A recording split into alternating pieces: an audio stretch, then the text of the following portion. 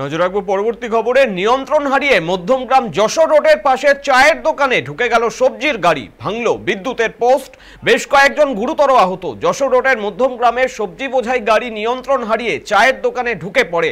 বারবার একই জায়গায় দুর্ঘটনায় উঠছে প্রশ্ন। এ বিষয়ে আরো বিস্তারিত তথ্য নেব। আমাদের সঙ্গে রয়েছে আমাদের প্রতিনিধি দীপ সেন। দীপ, এক মাসের ব্যবধানে ফের একই জায়গায় দুর্ঘটনা, কি বলবে?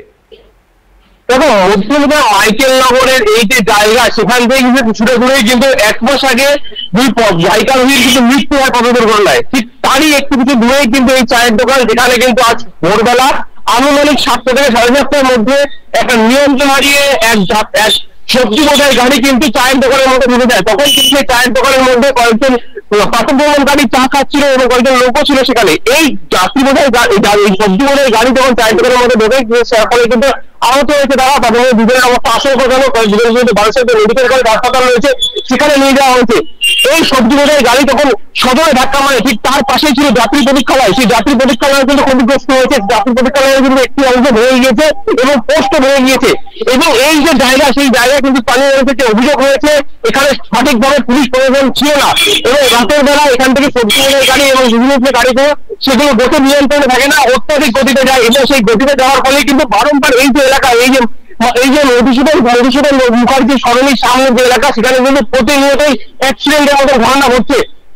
এই যে ঘটনা, এই ঘটনার পরে কিন্তু এই স্থানে প্রথমে পুলিশ আছে, কিন্তু এই মুহূর্তে কিন্তু এই স্থানে কোনো পুলিশ প্রশাসন নেই, তখন ট্রাফিক অফিসার নেই। এখান থেকে কিছুটা দূরে যে পুলিশ বুথ রয়েছে, সেই বুথে কিন্তু কয়েকজন সিভিক ভলেন্টিয়ার থাকে, কিন্তু এই সময় তারা কিন্তু নেই।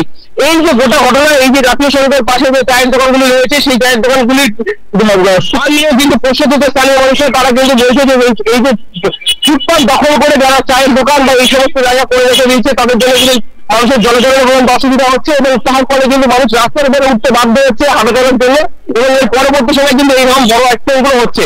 অভিজিৎ, অর্থাৎ একেবারেই অব্যবস্থার একটি ছবি উঠে আসছে। ধন্যবাদ দীপ। আপনাদের আরো একবার জানিয়ে রাখি, নিয়ন্ত্রণ হারিয়ে মধ্যমগ্রাম যশোর রোডের পাশে চায়ের দোকানে ঢুকে গেল সবজির গাড়ি, ভাঙল বিদ্যুতের পোস্ট, বেশ কয়েকজন গুরুতর আহত। যশোর রোডের মধ্যমগ্রামে সবজি বোঝাই গাড়ি নিয়ন্ত্রণ হারিয়ে চায়ের দোকানে ঢুকে পড়ে বারবার একই জায়গায় দুর্ঘটনায় উঠছে গুরুতর প্রশ্ন।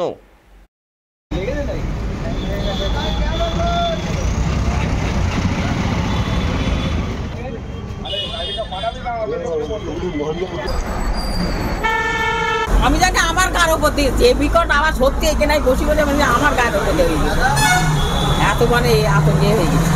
এখানে অ্যাক্সিডেন্ট হয়েছে। কখন হলো? এই 6:30 নাগাদ। আহত হয়েছে?